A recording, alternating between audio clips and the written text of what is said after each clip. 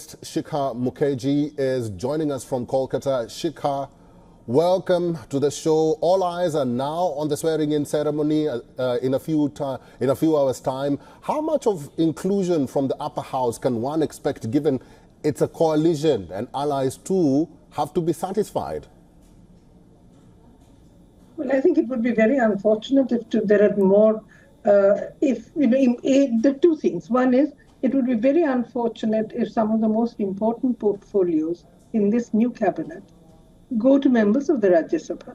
And if there is no even distribution with the two important partners who have recently joined Mr. Modi, one of them being the Telugu Desam Party and the second one being Nitish Kumar's JDU.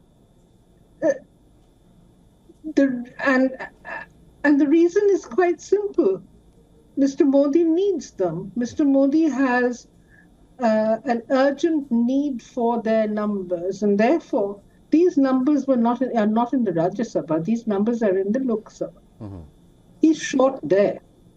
Therefore, he has to give the due weight to his partners, his new partners, mm-hmm. through the process of making them from the Lok Sabha ministers in his cabinet. If he keeps doing what he has done in the past, mm-hmm. which is assign important portfolios to members of the Rajya Sabha, then I think he's asking for trouble. All right, let's talk about this new partners. There are states where BJP lost seats like UP, Rajasthan, Karnataka, and etc. Will it reflect on the portfolio allocation in these states, you think?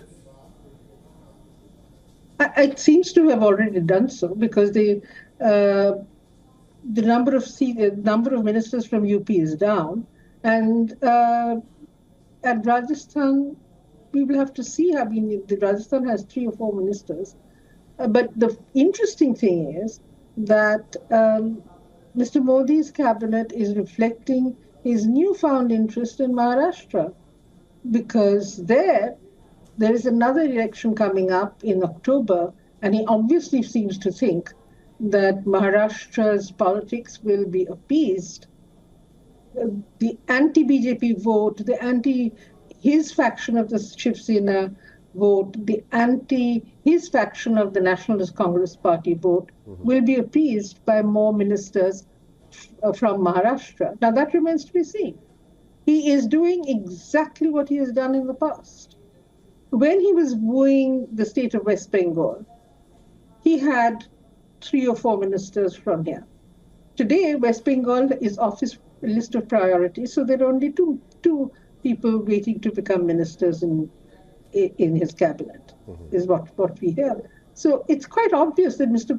Modi woos the state where he thinks he has something to gain, and he does not quite compensate the states where he has already won and where he doesn't think he's going to make much more headway. Let's expound on your final point there. You mentioned West Bengal. What will be the allocation for the opposition-ruled states? West Bengal, for instance, what will be on Prime Minister Modi's mind or consideration, you think? I think he's going to give junior portfolios to the 2 people whose names we are hearing. There are, of course, other contenders. There are people who want to become ministers. They have claims, they say. But Mr. Modi and his party will have to deal with it, because that's an internal matter.